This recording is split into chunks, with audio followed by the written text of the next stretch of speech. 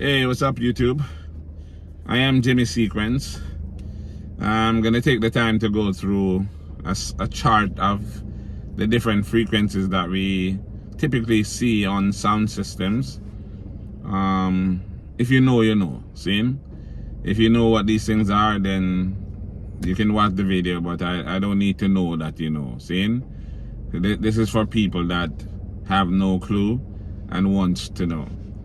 So, if you don't know, then pay attention, you might learn something. I'm going by a chart that is set up by professional sound engineers. See?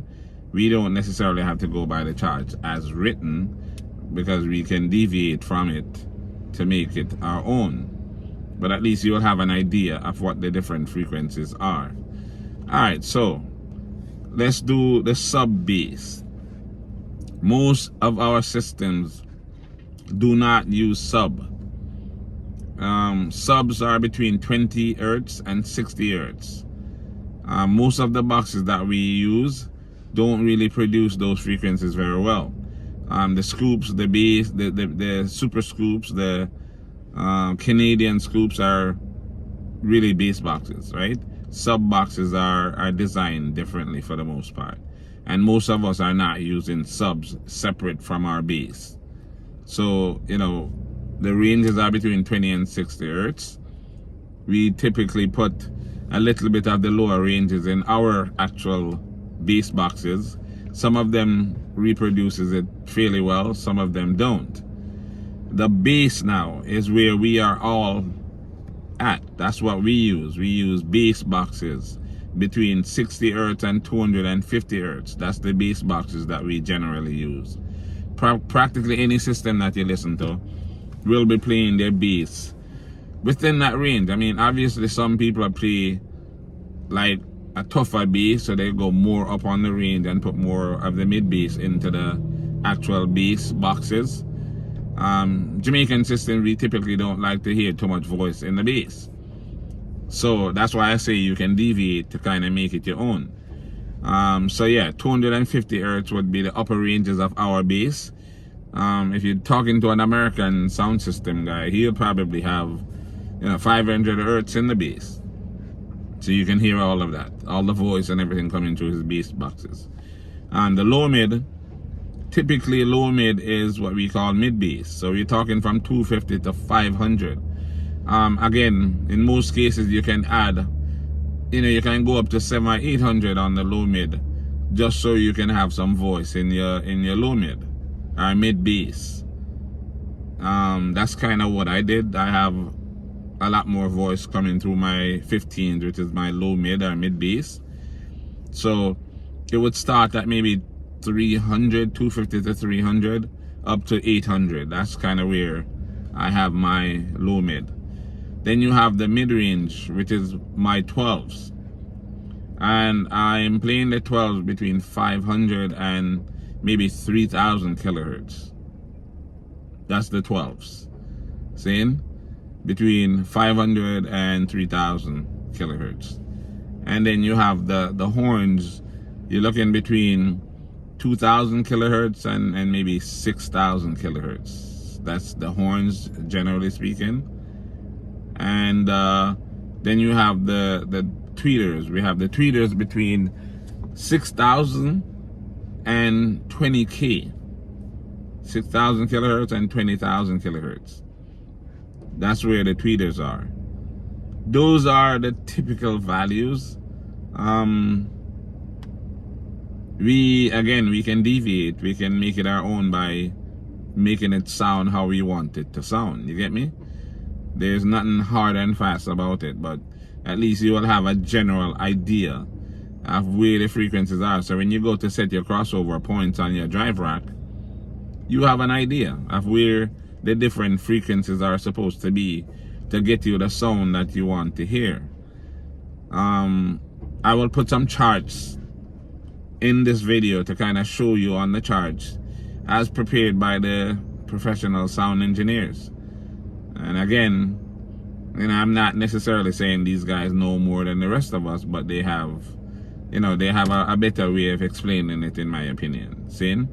So I tend to go with the way it's done in the professional realm. Alright, so those are the frequencies. Like I said, I'll put the charts in there. And I want you to like the video, share the video, subscribe to the channel if you haven't subscribed already. Tell a friend to tell a friend to check out Sequence YouTube channel, because this is where it's at. Alright, I have 3 YouTube channels, by the way.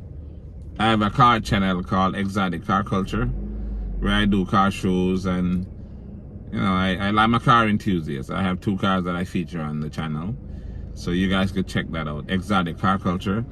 And I have my official school channel. My business is a driving school, so I have ACC Driving School channel. That's actually my big channel. That one has 19,000 subscribers on it. That one have almost 500 videos, so that one's been around for quite a bit longer than this one. This channel just got monetized now. It took a while, because you know, for a while I wasn't really pushing too much on this channel, but lately I've been trying to double down and post a lot, and when you post you get subscribers. But just to give an idea, on the average channel, like my other channel, I get like 75,000 views per month average, and I get less than 500 subscribers a month on the big channel. So people are watching, and I'm not even gonna say I'm not guilty of that. I watch people's YouTube videos and I don't always subscribe.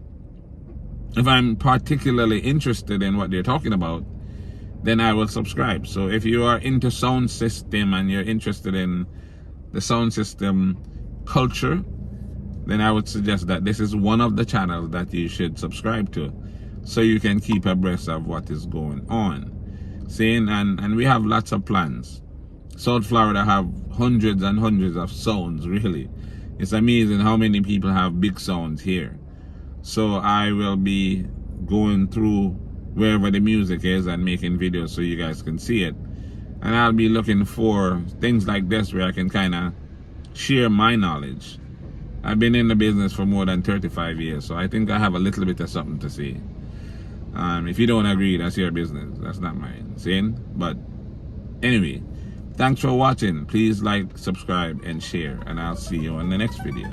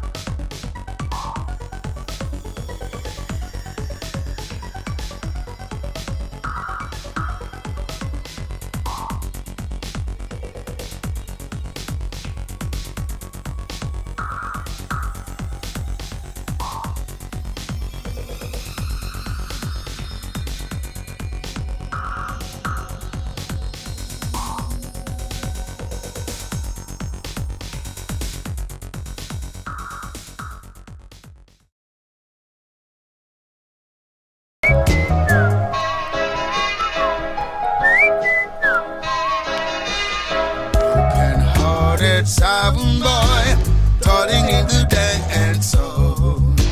A disappointed sound boy who has no double plates at all.